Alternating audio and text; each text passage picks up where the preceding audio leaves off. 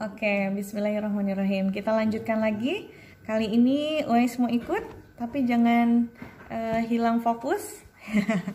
Fokus pada isi yang saya sampaikan ya. Kita lanjutkan tentang sejarah biblioterapi.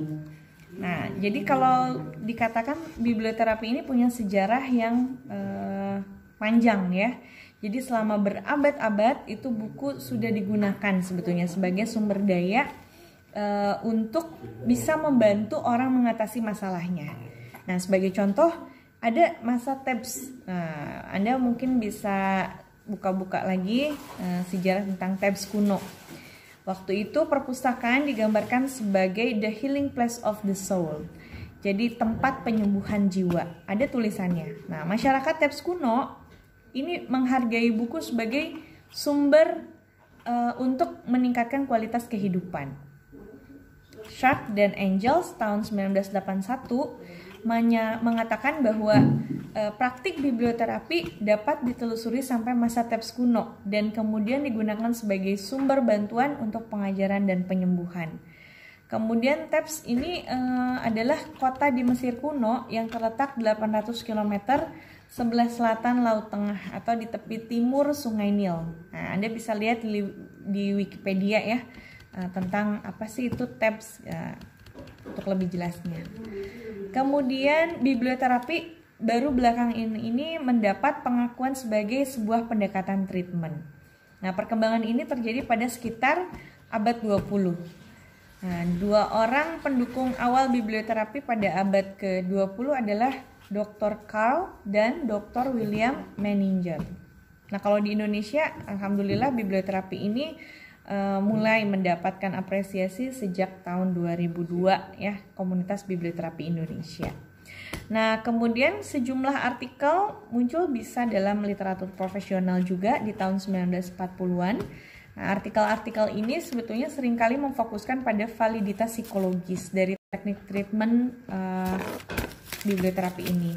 Tapi ya saya pernah menuliskan juga tentang biblioterapi dalam konteks library science. Nanti saya kirimkan juga ke PJ untuk Anda baca artikelnya seperti apa gambarannya dan apa kaitannya biblioterapi di library science ini. Bahwa kita sebagai gatekeeper informasi kita menjadi orang yang menyelamatkan konten, kemudian menyimpan konten, mendokumentasikan konten, dan mengarsipkan konten tersebut untuk bisa digunakan di kemudian hari sebagai rekam jejak mental seseorang. Nah, itu ciri khas dari biblioterapi dalam information science. Dan katakanlah memang semua orang memiliki kemampuan membaca. Nah, dalam konteks psikologi juga seperti itu. Jadi seorang psikolog mencarikan buku bacaan. Bagaimana jika psikolog dibantu oleh pustakawan untuk merekomendasikan isi bukunya? Nah, jadi pustakawan bekerja sama dengan psikolog. Jadi saya tekankan di sini bahwa biblioterapi bukan hanya milik dunia psikologi, ya, tapi juga milik dunia perpustakaan atau library science. Nah, kemudian selama tahun 1950-an, beberapa pemikiran yang berkaitan dengan biblioterapi ini dibuat oleh Schroders tahun 1949. Nah, dia menguji status seni biblioterapi ini sebagai seni yang sangat mempengaruhi pandangan filosofis. Nah, Schroders tahun 1949 ini mendefinisikan biblioterapi sebagai proses yang dinamis. Jadi, Schroders mengatakan as a process of dynamic interaction between the personality of a trained helper. Jadi, proses dari interaksi yang dinamis gitu ya antara kepribadian pembaca dengan literatur yang mendasari bimbingan dari helper terlatih. Helper terlatih di sini biblioterapis gitu. Terus dia bisa mempengaruhi si klien tersebut yang bermasalah tersebut dengan literatur tersebut.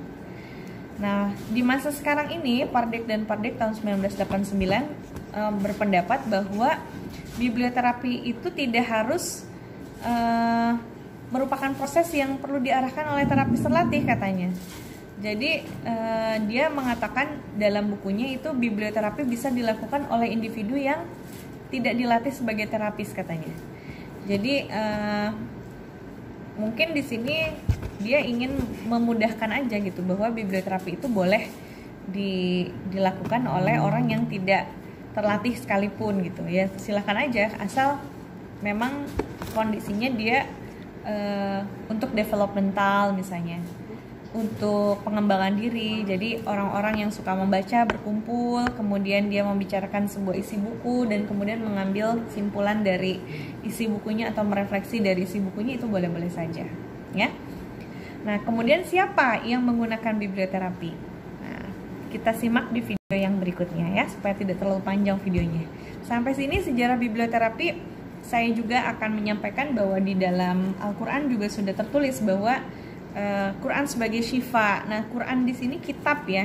Nah, saya mengartikan Quran ini sebagai syifa. Ini bukan hanya Quran dalam konteks kitab ya, tapi juga buku. Jadi biblioterapi itu sudah ada titahnya dari Allah Subhanahu wa taala, bahwa Quran itu bisa sebagai syifa, kitab bisa sebagai syifa, sebagai penyembuh. Itu ada dalam surat Al-Isra ya.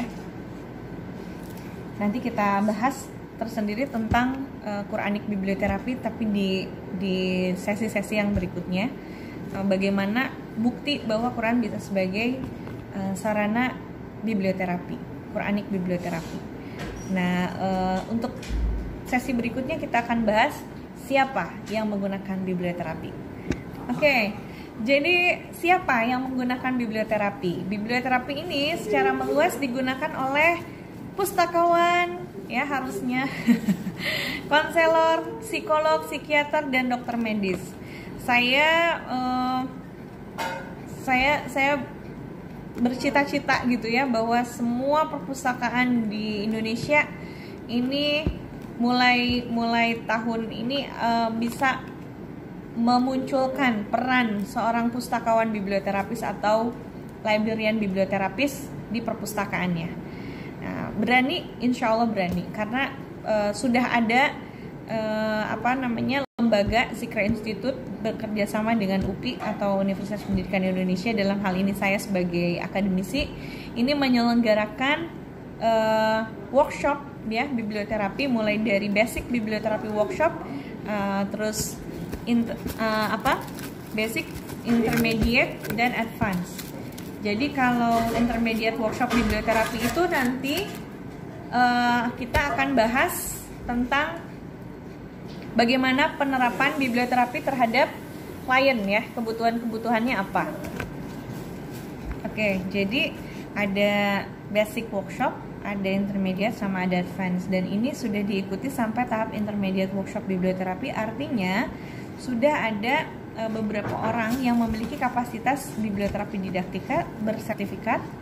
Kemudian kalau dia sudah melakukan analisis terhadap buku, terhadap film, terhadap musik atau lirik lagu atau puisi, dia bisa masuk ke tahap yang berikutnya, yaitu intermediate workshop atau workshop lanjutan, di mana di sini dia menjalankan sesi pengembangan biblioterapinya sendiri. Seperti apa penerapannya, diaplikasikan, dipraktikan. Kemudian nanti di advance dia menciptakan pengembangan biblioterapinya seperti apa. Dan ini kalau sudah intermediate workshop sudah mengikutinya, dia bisa mendapatkan gelar informal ya, yaitu Certified Biblioterapist atau CBT. Dan ini lisensinya bersama dengan saya dan Perbima ya, Persatuan Biblioterapi Malaysia, dan Komunitas Biblioterapi Indonesia atau Zikra Institute yang mengeluarkan secara legal gitu ya certified ini. Dan ini bisa diikuti oleh seorang pustakawan. Nah, pustakawan yang memegang license ini dia bisa menerapkan biblioterapi di berbagai konteks ya.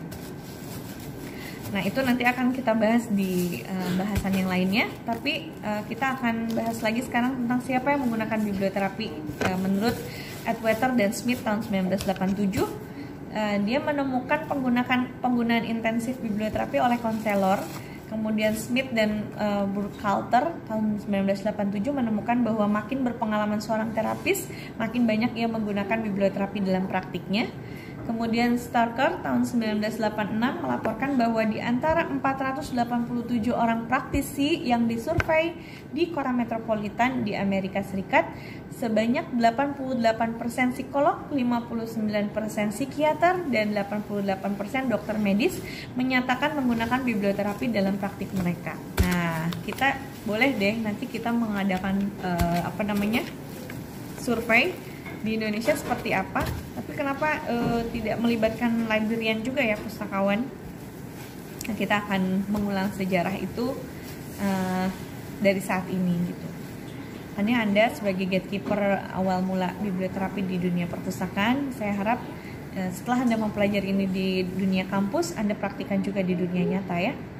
Menurut Starker tahun 1988 dalam suatu studi nasional menemukan bahwa hampir 60% psikolog kadang-kadang menggunakan biblioterapi dalam praktik, sedangkan 24% sering menggunakan.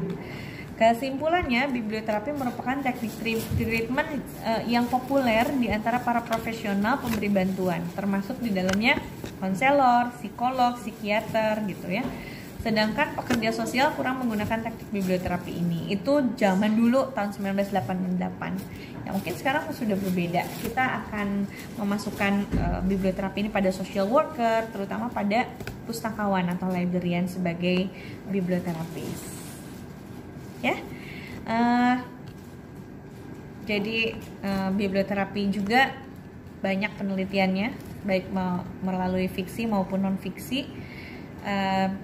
Jadi buku-buku fiksi maupun non-fiksi ini bisa digunakan saat memberi treatment pada klien biblioterapi. Walaupun bukti-bukti penelitian terbaru mendukung bahwa fiksi bisa digunakan sebagai alat terapeutik yang baik. Namun penelitiannya secara jelas menyimpulkan bahwa material bacaan yang berupa buku sebagai self-help book gitu ya, secara empiris ini terbukti merupakan alat klinis yang berhasil. Jadi kalau psikiater memberikan obat, nah kalau biblioterapis obatnya adalah buku fiksi maupun buku non-fiksi. Nah pada permulaan tahun 1980-an ini pernah dilakukan sejumlah studi gitu ya tentang penggunaan fiksi sebagai alat terapeutik. Jadi penelitian bisa dikelompokkan pada beberapa kategori ya. Di dalamnya ada prestasi akademik, keasertifan, perubahan sikap, perubahan perilaku, kemudian hubungan perkawinan, penurunan rasa takut, peningkatan konsep diri, dan keefektifan terapeutik. Gitu. Apa sih nilai biblioterapi? Akan dibahas di video yang berikutnya. Value dari biblioterapi itu apa? Salam biblioterapi.